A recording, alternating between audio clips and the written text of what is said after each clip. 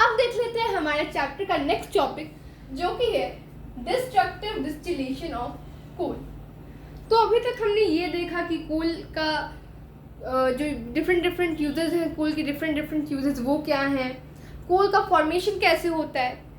लेकिन फॉर्मेशन तक तो कोल सीमित नहीं है। कोल को हमें यूज़ करने के लिए उसकी फॉर्मेशन के बाद उसको ज़मीन से निकालना होगा, फिर डिफरेंट वो प्रोसेसेस से गुजरेगा, उसके बाद उसका जो भी यूज़फुल प्रोडक्ट है, उससे जो भी हमें यूज़फुल प्रोडक्ट ऑब्टेन करना है वो ऑब्टेन हम करेंगे। तो फॉर्मेशन हमने पढ़ ली थी। कोल की माइनिंग का मैं एक ओवरव्यू दे रही हूँ कि कोल की जो माइनिंग है वो 2 टाइप्स की होती है। कोल की जो माइनिंग है वो 2 टाइप्स की होती है। एक है हमारा सरफेस माइनिंग एंड दूसरा है हमारा अंडरग्राउंड माइनिंग। Underground mining. अब सरफेस माइनिंग नाम से ही पता चल रहा है। अब सरफेस माइनिंग का मतलब ये नहीं कि कोल सरफेस पे, जो अर्थ की सरफेस उस पर ऐसे ही हमें मिला रहता है, ऐसा नहीं होता है। सरफेस माइनिंग वो माइनिंग होती है जिस माइनिंग में हमें ज़्यादा ज़मीन के अंदर नहीं जाना होता है, सरफेस के हमें थोड़े दूर पे ही थोड़ा सा ही हमने माइनिंग किया और सरफेस के पास में ही हमें कोल मिल गया, तो वैसी माइनिंग को हम बोलते हैं सरफेस माइनिंग। एंड वो माइनिंग जिसमें हमें अंडरग्राउंड जाना पड़े, ज़मीन के अंदर जाना पड़े बहुत, जो कि सरफेस के पास जब हमें कोल नहीं मिले, हमें ज़मीन के अंदर जाना पड़े, अंडरग्राउंड जाना पड़े, तो उस माइनिंग को हम बोलते हैं अंडरग्राउंड माइनिंग। आई होप आपको ये माइनिंग का कॉन्सेप्ट क्लियर होगा। तो अब अपना टॉपिक हम शुरू कर देते हैं। तो अब इस माइनिंग के बाद क्या होता है कि हमारा कोल चला जाता है इंडस्ट्रीज के पास। अब ये इंडस्ट्री वाले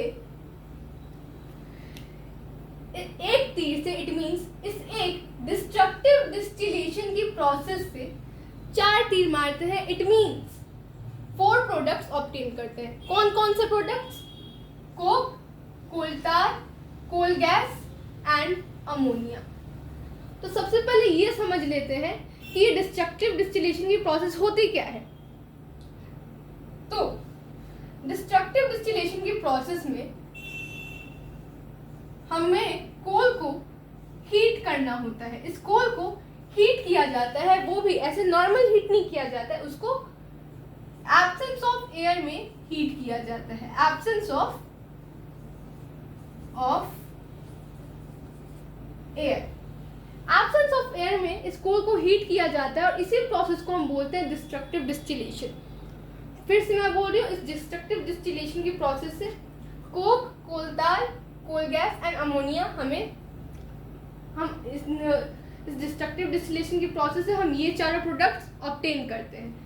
कोक मैं पहले ही बता दूं, ये कोका कोला वाला कोक नहीं है, वरना कल को आप लोग बोलो कि हम जो कोका कोला पीते हैं, हम जो कोक पीते हैं वो कोल से बनता है, तो वो गलत होगा।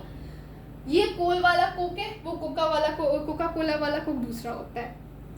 तो बारी बारी से देख लेते हैं कि ये चारों जो प्रोडक्ट्स हैं वो कैसे दिखते हैं, उनके क्या क्या यूजेस हैं।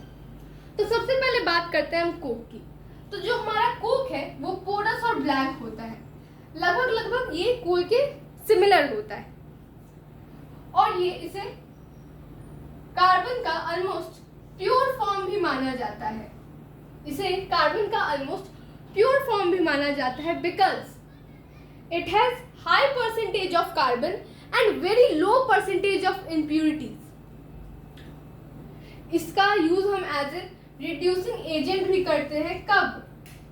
आयरन ओर की स्मेल्टिंग के टाइम पर, जब आयरन ओर को ब्लास्ट फर्नेस में, ध्यान रखिएगा, जब आयरन ओर को ब्लास्ट फर्नेस में इसकी स्मेल्टिंग होती है, तब कोक का use as a reducing agent होता है।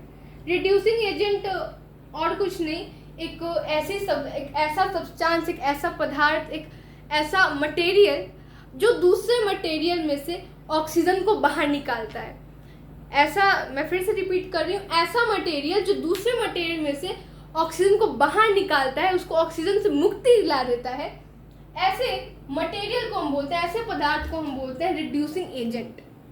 तो हमारे कोक के अंदर कार्बन होता है और ये कार्बन भी हमारे आयरन ओर से ऑक्सीजन को बाहर निकालता है, जो इस आयरन ओर को प्योर आयरन बनने में हेल्प करती है, और फिर उस आयरन में जो हम आयरन ओर होता है उससे हम अपना आयरन जो मेटल होता है वो एक्सट्रैक्ट कर लेते हैं।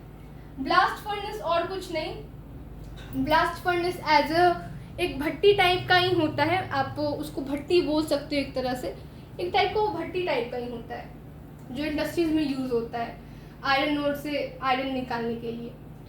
और ये बाकी मेटल्स की एक्सट्रैक्शन में भी इसका बहुत सारा यूज रहता है, जो बाकी अब सिर्फ एक आयरन थोड़ी ना मेटल है, और भी बहुत सारे मेटल्स हैं, तो उनकी भी एक्सट्रैक्शन में कोक का यूज होता है।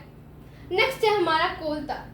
अब जो हमारा कोल तार होता है वो ब्लैक कलर का होता है और वो थिक विस्कस लिक्विड होता है। थिक विस्कस लिक्विड कहने का मतलब वो थिक होता है एंड विस्कस मतलब चिपचिपा लिक्विड जैसा होता है, और ये थाउजेंड्स ऑफ केमिकल कंपाउंड्स का मिक्सचर है।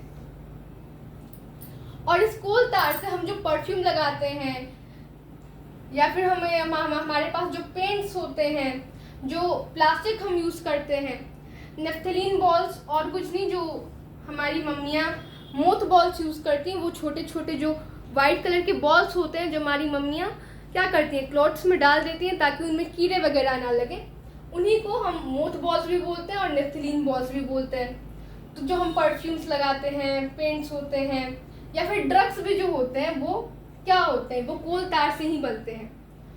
और फ्यू डिकेड्स पहले, कुछ दशक पहले क्या होता था, कोल तार का use binding material as a binding material भी होता था। कब? जब रोड्स बनते थे, सरफेसिंग ऑफ रोड्स के टाइम पर जब रोड्स बनाए जाते थे तो इसका use as a binding material होता था। बट आज के टाइम पर कोल तार को जब रोड्स बनाए जाते हैं तो कोल तार को क्या किया गया है, बिटुमिन से रिप्लेस कर दिया गया है। बिटुमिन और कुछ नहीं, पेट्रोलियम से ही ऑब्टेन हुआ एक सब्सटेंस है, एक प्रोडक्ट है, जिसके बारे में हम आगे फ्रैक्शनल डिस्टिलेशन के बारे में पढ़ेंगे। नेक्स्ट है हमारा कोल गैस। डिस्ट्रक्टिव डिस्टिलेशन के टाइम पर कोल गैस भी निकलती है और इसका यूज एज अ फ्यूल होता है। कहाँ?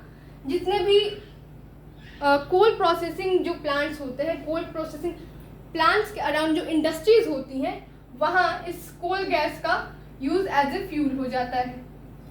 नेक्स्ट है हमारा फोर्थ प्रोडक्ट जो हम ऑब्टेन कर सकते हैं, जो ऑब्टेन होता है कोल से, वो है हमारा अमोनिया। और इस अमोनिया से ammonium sulphate and ammonium super phosphate जैसे फर्टिलाइजर्स भी बनते हैं। सिर्फ यही दोनों नहीं बनते, और भी फर्टिलाइजर्स बनते हैं। ये उन दो फर्टिलाइजर्स का नाम है जो कॉमनली नाम जिन फर्टिलाइजर्स का आता है। तो आई होप आपको ये टॉपिक अच्छा लगा होगा। अब हम इसका नेक्स्ट टॉपिक अगले वीडियो में देखेंगे।